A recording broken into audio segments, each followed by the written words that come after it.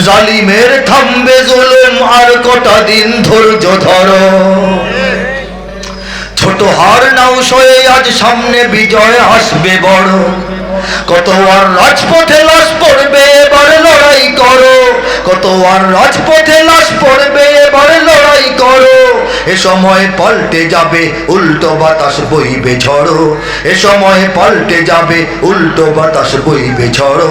শহীদের রক্ত ধারায় এ দেশের পাড়ায় পাড়ায়, শহীদের রক্ত ধারায় এ দেশের পাড়ায় পাড়ায়। সময়ের এক ইশারায়, সময়ের এক ইশারায় লক্ষ আগুন উঠবে জলে। ইমানের সৈনিকেরা ভয় পেও না, রাত্রি আধার হচ্ছে বলে। যত রাত হোক না আধার, আসবে সকাল সময় হলে। দেওয়া হয়েছিল, বলা হয়েছিল জালিমের থামবে জুলুম, আর কটা দিন ধৈর্য ধরো। ছোট ছোট হার পরাজয় নাও মেনে, আজ সামনে বিজয় আসবে বড়, ঠিক কিনা? বিজয় আল্লাহ দিয়েছেন কিনা? অপূর্ণাঙ্গ বিজয়। বিজয় পূর্ণ তখন হবে যখন বাংলাদেশকে তার স্থায়ী ঠিকানায় আমরা পৌঁছায় দিতে পারবো। এই ঠিকানার নাম হলো ইসলাম, ঠিক কিনা? কত আর রাজপথে লাশ পড়বে, এবার লড়াই করো। আহ্বান করেছিলাম, আর কত লাশ পড়বে, আর কত শাপলা, আর কত ব্রাহ্মণবাড়িয়া, আর কত হাটহাজারী, আর কত বাইতুল মুকাররমের সিঁড়ি। এবার অস্ত্র ধরো, ঠিক কিনা? লড়াই করো। এ সময় পাল্টে যাবে, উল্টো বাতাস বইবে ঝড়ো। উল্টা ঝড়ো বাতাস বইতে শুরু করবে, এই সময় থাকবে না। উল্টা বাতাস দেখেন নাই বাংলাদেশে? শহীদের রক্ত ধারায় এদেশের পাড়ায় পাড়ায়, আল্লাহ লেখাইছেন জেলায় জেলায় থানায় থানায়, লিখে নাই পাড়ায় পাড়ায়।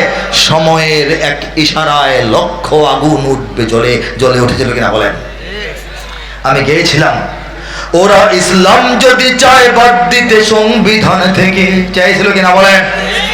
ওরা ইসলাম যদি চায় বাদ দিতে সংবিধান থেকে, মোরা ইসলাম দিয়ে এই রাষ্ট্রটাকেই রাখবো ঢেকে। ওরা কোরআনকে অসম্মান যদি দেয় দেখবো সেকে। ওরা কোরআনকে অসম্মান যদি দেয় দেখবো সেকে। কাফনের পরব কাপড় গায়ে শহীদের রক্ত মেখে। কাফনের পরব কাপড় গায়ে শহীদের রক্ত মেখে, ঠিক না? মুমিনের এই মাটিতে, ইমানের এই ঘাটিতে, মুমিনের এই মাটিতে, ইমানের এই ঘাটিতে, মুনাফিক নর্দমাদের, মুনাফিক নর্দমাদের পিষ সেদিন পায়ের তলে। ইমানের সৈনিকেরা ভয় পেও না, রাত্রি আধার হচ্ছে বলে। যত রাত হোক না আধার, আসবে সকাল সময় হলে। যত রাত হোক না আধার, আসবে সকাল সময় হলে। আল্লাহ পাক সেই ভোরের মুখ আমাদেরকে দেখাইছেন। এখন দিন পার হচ্ছে, আমাদের সঠিক জায়গায় সঠিক কাজটি সঠিক সময়ে করতে হবে, ঠিক না? এই বাংলাদেশকে ষড়যন্ত্রকারীদের ষড়যন্ত্রের শিকার আর রাখা যাবে না। তাওহীদবাদী ইমানদার মানুষদের বাংলাদেশে পরিণত করতে হবে। সবাই প্রস্তুত আছে কিনা বলেন?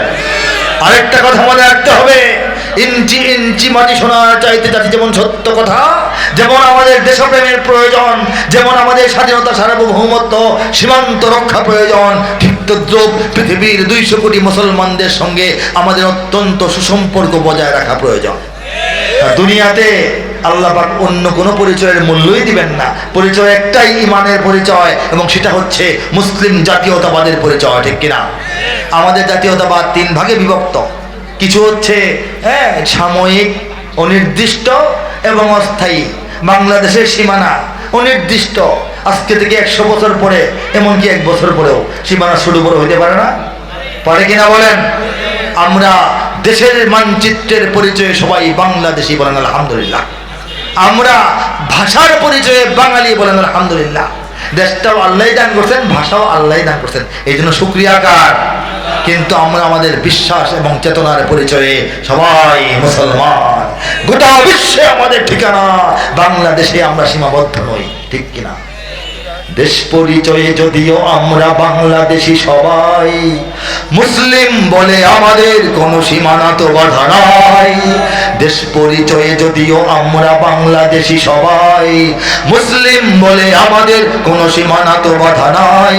চীন ও আরব हमारा, हिंदुस्तान हमारा, मुस्लिम हो हम वतन है सारा जहां हमारा। तौहीद की अमानत है सीनों में हमारे, आसान ही मिटाना नामो निशा हमारा। বাধা ভয়হীন মুক্ত স্বাধীন আমরা মুসলমান, ঠিক কিনা বলেন? যেখানেই আছে একটি মুমিন সেখানে হবে আযান। আল্লাহর দেওয়া ফরমান সে তো আমাদের কুরআন। মুসলিম মোরা মানুষের গোড়া, মানি না কোনো বিধান। অত্যাচারীর খোলা তলোয়ার, কোনো হুঁশিয়ারি কোনো হুঙ্কার। অত্যাচারীর খোলা তলোয়ার, কোনো হুঁশিয়ারি কোনো হুঙ্কার। রক্ত চক্ষু ফাঁসির রজ্জু, মোরা নাহি ভয় পাই, মোরা নাহি ভয় পাই, মোরা নাহি ভয় পাই। মুসলিম বলে আমাদের কোনো সীমানা তো বাধা নাই। বাতিল সে দবনে वाले ऐ आसमान नहीं हम सुभार कर चुका है तो इम्तिहा हमारा।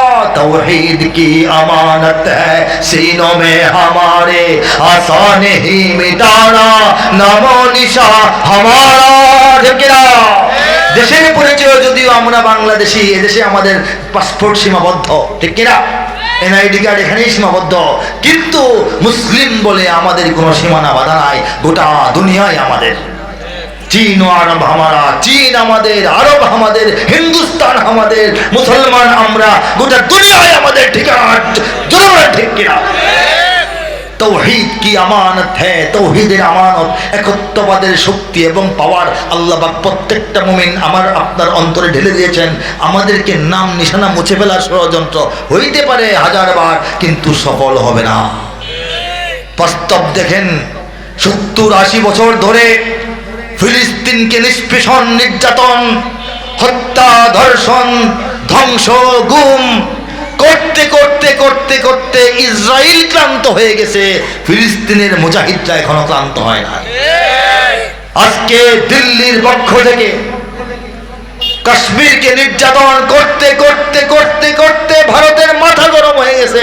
কাশ্মীরের স্বাধীনতার আওয়াজ, আল্লাহু আকবারের ধ্বনি এখনো স্তব্ধ হয় নাই। কাজেই আমাদেরকে নিশ্চিহ্ন করে দেওয়ার চিন্তা করে লাভ নাই। আল্লাহ দুনিয়াতে আমাদেরকে বিজয়ী জাতি বানানোর জন্যই পাঠিয়েছেন। কথা ঠিক কিনা?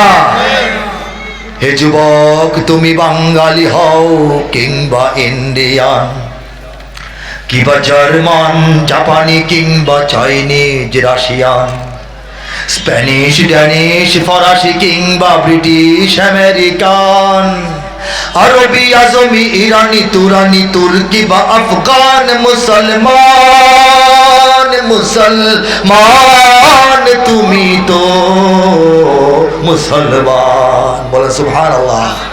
তুমি সাদা হও কিবা কালো হও, দেখো রক্ত তোমার লাল। সুখী হও কিবা দুঃখী হও, রেখো ঈমান নির্ভেজাল। কাছে রও কিবা দূরে রও, তবু কাবাই তোমার ঘর। স্লোগানে তোমার কেঁপে ওঠে আজও পৃথিবীটা থর থর। মৃত্যু তোমায় জানায় সালাম, দূরে থাকে শয়তান।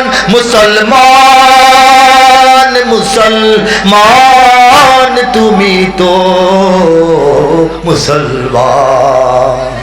কারা কারা একমত একটু হাত তোলেন। লিল্লাহি তাকবীর। দুনিয়ার মুসলিম, দুনিয়ার মুসলিম, ইসলামের শত্রুরা হুঁশিয়ার সাবধান। কম তো বলি নাই, শত্রু কিন্তু হুঁশিয়ার সাবধান হয়ে আছে, আমরা এখনো হুঁশিয়ার হইনি। আর দুনিয়ার মুসলিম এক হও এক হও বলতে বলতে আমরা এক হই নাই, ওরা কিন্তু এক হয়ে গেছে।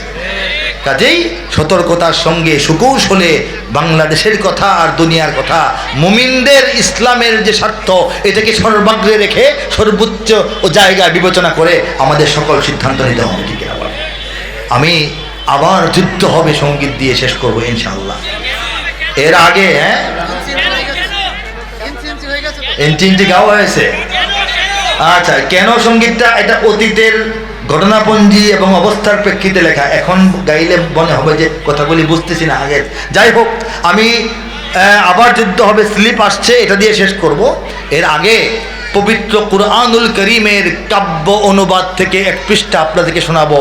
এটা মহিমান্বিত বিষয়। পটভূমিটা বলি, সারা দুনিয়ায় বিভিন্ন দেশে বিভিন্ন ভাষায় কুরআনুল কারীমের তরজমা রচিত হয়েছে। আমরা বুক খুলে বলি আলহামদুলিল্লাহ।